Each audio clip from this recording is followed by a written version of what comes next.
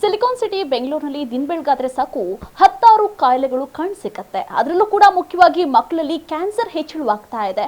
ಈ ಹಿಂದೆ ಕೂಡ ಅಂದ್ರೆ ಮಕ್ಕಳಲ್ಲಿ ಒಂದಷ್ಟು ಕ್ಯಾನ್ಸರ್ಗಳಿತ್ತು, ಆದರೆ ಇತ್ತೀಚೆಗೆ ಹೋಲಿಕೆ ಮಾಡಿದ್ರೆ ಸುಮಾರು 2-3% ಹೆಚ್ಚಳವಾಗಿರುವಂಥದ್ದು. ಯಾಕೆ ಈ ಮಕ್ಕಳು ಕ್ಯಾನ್ಸರ್ ಬರುತ್ತೆ, ಡಾಕ್ಟರ್ ಏನು ಹೇಳ್ತಾರೆ, ಹೇಗೆ ಟ್ರೀಟ್ಮೆಂಟ್ ನಡೆಯುತ್ತೆ ಅಂತ ಡಾಕ್ಟರ್ನ ಮಾತಾಡಿಸ್ತಾ ಹೋಗೋಣ. ಡಾಕ್ಟ್ರೆ, ಅದರಲ್ಲೂ ಕೂಡ ಮಕ್ಕಳಲ್ಲಿ ಕ್ಯಾನ್ಸರ್ ಹೆಚ್ಚಳವಾಗ್ತಿರುವಂಥದ್ದು ನಿಜವಾಗ್ಲೂ ಇದೊಂಥರ ಬೇಸರದ ಸಂಗತಿ. ಯಾಕೆ ಹೆಚ್ಚಳವಾಗ್ತಾ ಇದೆ, ಏನು ರೀಸನ್ ಅಂತ? ಮೇಡಮ್, ನಾನು ಡಾಕ್ಟರ್ ಅರುಣ್ ಕುಮಾರ್ AR ಅಂತ, ಇಲಾಖಾ ಮುಖ್ಯಸ್ಥ ಮತ್ತು ಪ್ರಾಧ್ಯಾಪಕರ ಮಕ್ಕಳ ಕ್ಯಾನ್ಸರ್ ವಿಭಾಗ, ಕಿದ್ವೈ ಸ್ಮಾರಕ ಗ್ರಂಥಿ ಸಂಸ್ಥೆಯಲ್ಲಿ ಕಾರ್ಯನಿರ್ವಹಣೆ ಮಾಡ್ತಿದ್ದೀನಿ. ಇಲ್ಲಿ ನಾವು ಯಾವ ರೀತಿ ಗಮನಿಸಬೇಕು ಅಂತಂದರೆ, ಮಕ್ಕಳಲ್ಲಿ ಯಾಕೆ ಈ ಒಂದು ಗಣನೀಯವಾಗಿ ಏರಿಕೆ ಆಗ್ತಿದೆ ಅನ್ನೋದು ಅಂಶಗಳನ್ನ ಗಮನಿಸಿದಾಗ, ಮೊದಲನೇದಾಗಿ ಇನ್ಫೆಕ್ಷನ್ಸ್ ಅನ್ನೋವಂಥದ್ದು, ಎರಡನೇದಾಗಿ ಜೆನೆಟಿಕಲ್ ಕಾಸಸ್ ಇದೆ, ಮೂರನೇದಾಗಿ ರೇಡಿಯೇಷನ್ ಎಕ್ಸ್ಪೋಜರ್ ಅನ್ನೋದಿದೆ, ಕಡೆಯದಾಗಿ ಲೈಫ್ ಸ್ಟೈಲ್ ಮಾಡಿಫಿಕೇಷನ್ಸ್ ಅನ್ನೋವಂಥದ್ದು ಬರ್ತಾ ಇದೆ. ಲೈಫ್ ಸ್ಟೈಲ್ ಮಾಡಿಫಿಕೇಷನ್ಸ್ ಅನ್ನೋವಂಥದ್ದೇನೆ ಅದು ನೀವು ದೊಡ್ಡವ್ರ ಕ್ಯಾನ್ಸರ್ಗೂ ನೋಡ್ಬೋದು. ಮಕ್ಕಳಲ್ಲಿ ಖಂಡಿತ ಈ ಮೊಬೈಲ್ ಅಡಿಕ್ಷನ್ನು, TV ಅಡಿಕ್ಷನ್ಸ್ ಆಗಿದೆ, ಆಮೇಲೆ ಅಡಿಟಿವ್ ಫುಡ್ಸ್ ತೊಗೊಳೋದು, ಫಿಸಿಕಲ್ ಆ್ಯಕ್ಟಿವಿಟಿ ಕಮ್ಮಿ ಆಗಿರೋದ್ರಿಂದ ಈ ಎಲ್ಲ ಅಂಶಗಳನ್ನು ತೊಗೊಂಡು ಅದೆಲ್ಲೋ ಒಂದು ದೇಹದ ಮೇಲೆ ಪರಿಣಾಮ ಬೀರ್ತಾ ಅದು ಬೊಜ್ಜುತನ, obesity is one of the factors ಅನ್ನೋವಂಥದ್ದನ್ನು ನೋಡಿದ್ದೀವಿ. ಜೆನೆಟಿಕ್ ಅಂಶದಲ್ಲಿ ಗಮನಿಸಿದಾಗ ನಾನು ಹೇಳ್ದಂಗೆ ಕಣ್ಣಿನ ಕ್ಯಾನ್ಸರ್ ಇದೆ, ರೆಟಿನೋಬ್ಲಾಸ್ಟೋಮಾ ಅಂತ. ಇದು ಒಂದು ಅನುವಂಶಿಕವಾಗಿ ಒಬ್ಬರಿಂದ ಇನ್ನೊಬ್ಬರಿಗೆ ಹರಡುವಂಥದ್ದು. ಸಹಜವಾಗಿ ನಾವು ವಿಂಗಡಣೆ ಮಾಡೋ ರೀತಿಯಲ್ಲಿ ನೋಡಿದಾಗ ಬ್ಲಡ್ ಕ್ಯಾನ್ಸರ್ಸ್ ಫಸ್ಟ್ ಕಾಮನ್ ಆಗಿದೆ, ಬ್ರೈನ್ ಟ್ಯೂಮರ್ ಸೆಕೆಂಡ್ ಕಾಮನ್ ಆಗಿದೆ, ಲಿಂಫೋಮಾ ಅನ್ನೋದು ಮೂರನೇದಾಗಿದೆ, ವಿಲ್ಮ್ಸ್ ಆಮೇಲೆ ನ್ಯೂರೋಬ್ಲಾಸ್ಟೋಮಾ ಅನ್ನೋದು ನಾಲ್ಕನೇದಾಗಿದೆ, ಐದನೇದು ಬಂದು ನಿಮಗೆ bone tumours, germ cell tumours and soft tissue sarcoma ಅಂತ ಈ ಒಂದು ವಿಂಗಡಣೆಯಲ್ಲಿ ಕೊಡ್ತಾ ಇದ್ದೀವಿ. ಡಾಕ್ಟರ್, ಇನ್ನೊಂದು, ದೊಡ್ಡವ್ರಿಗೆ ಕ್ಯಾನ್ಸರ್ ಬಂದರೆ ಗೊತ್ತಾಗುತ್ತೆ, ಮಕ್ಕಳಿಗೆ ಗೊತ್ತಾಗಲ್ಲ. ಹೆಂಗೆ ಹೇಳ್ಕೋಬೇಕು ಪೇರೆಂಟ್ಸ್ ಹತ್ರ? ಎಲ್ಲೋ ಒಂದು ಕಡೆ ಇತ್ತೀಚೆಗೆ ರೀಸನ್ ಹೇಳಕ್ಕೆ ಸ್ಟಾರ್ಟ್ ಮಾಡಿದರೆ ಪೇರೆಂಟ್ಸ್ ಅನ್ಕೋತಾರೆ ಸ್ಕೂಲಿಗೆ ಚಕ್ಕರ್ ಹಾಕೋಕೆ ಹಿಂಗೆಲ್ಲ ಹೇಳ್ತಾ ಇದ್ದಾರೆ ಅಂತ. ಬಟ್ ಇದು ಕ್ಯಾನ್ಸರ್ ಆಗಿ ಕನ್ವರ್ಟ್ ಆಗ್ತಾ ಇರುವಂಥದ್ದು. ಅಂದರೆ ಈಗ ಕೈ ಊದೋದಾಗಿರ್ಬೋದು ಅಥವಾ ಒಂದಷ್ಟು ಬ್ಲಡ್ ಕ್ಯಾನ್ಸರ್ ಲಕ್ಷಣಗಳಾಗಿರ್ಬೋದು, ಹೇಗೆ ಪೇರೆಂಟ್ಸ್ ಕಂಡಿಡ್ಕೋಬೋದು ಅಂತ? ಮೇಡಮ್, WHO ಒಂದು ಕ್ಲಾಸಿಫಿಕೇಷನ್ ಕೊಟ್ಟಿದ್ದಾರೆ ನಮಗೆ, ಯಾವ ಥರ ಒಂದು ವಾರ್ನಿಂಗ್ ಸೈನ್ಸ್ ನೋಡಬೇಕು ಅಂತ, ಅಲರ್ಟ್ ಆಗಿರಬೇಕು ಅಂತ. ರೆಡ್, ಗ್ರೀನ್ ಆ್ಯಂಡ್ ಯೆಲ್ಲೋ ಕ್ಲಾಸಿಫಿಕೇಷನ್ಸ್ ಕೊಟ್ಟಿದ್ದಾರೆ ನಮಗೆ. ಅದು ಬೇಸಿಕ್ಕಾಗಿ ಯಾರೇ ಒಂದು UHC PHC ಸೆಂಟರಲ್ಲಿರುವಂಥ ಡಾಕ್ಟರ್ ಸಹ ಇಂಥ ಒಂದು ಕ್ಲಾಸಿಫಿಕೇಷನ್ ನೋಡಿದಾಗ ಯಾವುದೇ ರೋಗ ಲಕ್ಷಣಗಳು ಕಂಡು ಬಂದರೆ ಇಮಿಡಿಯೇಟ್ಲಿ ನಮಗೆ ರೆಫರಲ್ ಮಾಡಿಕೊಡುವಂಥದ್ದು.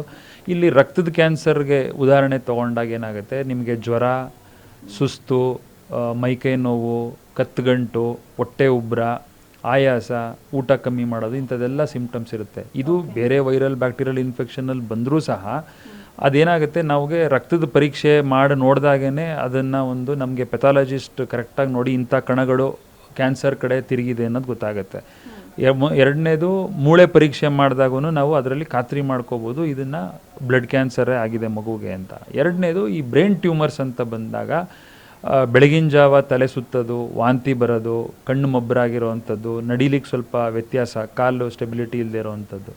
ಮೂರನೇದು, ಲಿಂಫೋಮಾ ಅಂತ ಬಂದಾಗ ಕತ್ತುಗಂಟುಗಳು ಭಾಳಷ್ಟು ಗಾತ್ರದಲ್ಲಿ, ಕತ್ತು ಎರಡೂ ಭಾಗದಲ್ಲಿ, ಕಂಕ್ಳಲ್ಲಿ, ತೊಡೆ ಭಾಗದಲ್ಲಿ, ಇಲ್ಲ ಅದು ಹೊಟ್ಟೆ ಉಬ್ಬರಿಸೋವಂಥ ರೀತಿಯಲ್ಲೂ ಲಿಂಫೋಮಾ ಅಂತ ನೋಡ್ತೀವಿ. ಆಸ್ಟಿಯೋಸಾರ್ಕೋಮಾ ಅಂತಂದರೆ ಮೂಳೆ ಕ್ಯಾನ್ಸರ್ ಸಂಬಂಧಪಟ್ಟಂಗೆ ಅದು ಕೈ ಕಾಲು ಊತ ಬರೋವಂಥದ್ದು, ಹೊಟ್ಟೆ ಉಬ್ಬರಿಸಿರೋವಂಥದ್ದು, ಕಾಯಿ ಬಾತ್ ಬಂದಿರೋವಂಥದ್ದು, ಇದೆಲ್ಲ ಸಾಫ್ಟ್ ಟಿಶ್ಯೂ ಆ್ಯಂಡ್ ಆಸ್ಟಿಯೋಸಾರ್ಕೋಮಾ ಮೂಳೆಗೆ ಸಂಬಂಧ ಬರ್ತಿರೋವಂಥ ಲಕ್ಷಣಗಳಿರುತ್ತೆ.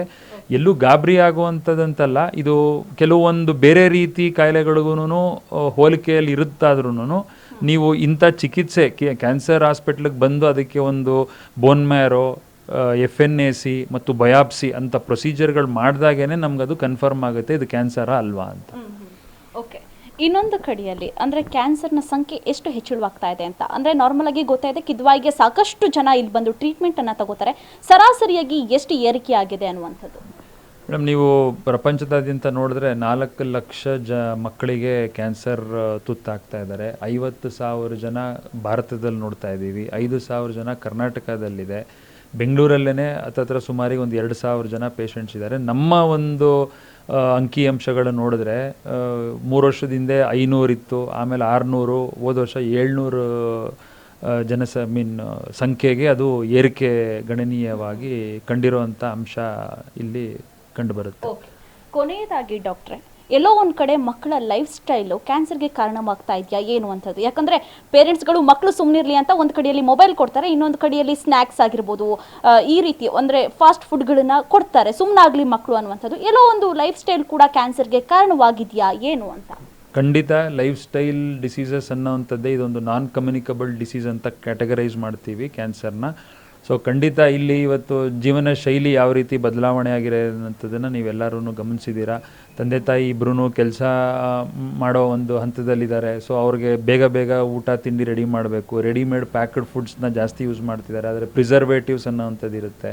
ಆ್ಯಂಡ್ ಫಿಸಿಕಲ್ ಆ್ಯಕ್ಟಿವಿಟಿ, ಒಂದು ಸ್ಪೋರ್ಟ್ಸ್ ಅನ್ನೋವಂಥದ್ದು ಇರಬೇಕು ಮಕ್ಕಳಲ್ಲಿ. ಸೊ ಅದೊಂದು ಕಮ್ಮಿ ಇದೆ. ಮೂರನೇದಾಗಿ ನೀವು ಹೇಳಿದಾಗೆ ಮೊಬೈಲು ಟಿ ವಿ ಅಡಿಕ್ಷನ್ ಜಾಸ್ತಿ ಇರೋದ್ರಿಂದ ಹೆಚ್ಚಿನ ಸಮಯ ಅದರ ಜೊತೆ ಕಳೀತಾ ಇದ್ದಾರೆ ಹೊರತು ಕ್ರೀಡಾ ಮನೋಭಾವ ಅನ್ನೋವಂಥದ್ದು ಬೆಳೆಸ್ಕೋಬೇಕು. ಹಾಗೇ ನಾವು ಏನು ಊಟ ತೊಗೋತಾ ಇದ್ದೀವಿ ಅದನ್ನು ತಕ್ಕ ಮಟ್ಟಿಗೆ ಜೀರ್ಣಿಸಿ ಸ್ವಲ್ಪ ಆರೋಗ್ಯದ ಕಡೆನೂ ಭಾಳ ಗಮನ ಕೊಡಬೇಕಾಗಿರುವಂಥದ್ದು ಅಂಶ ಖಂಡಿತ ಕಂಡು ಬಂದಿದೆ.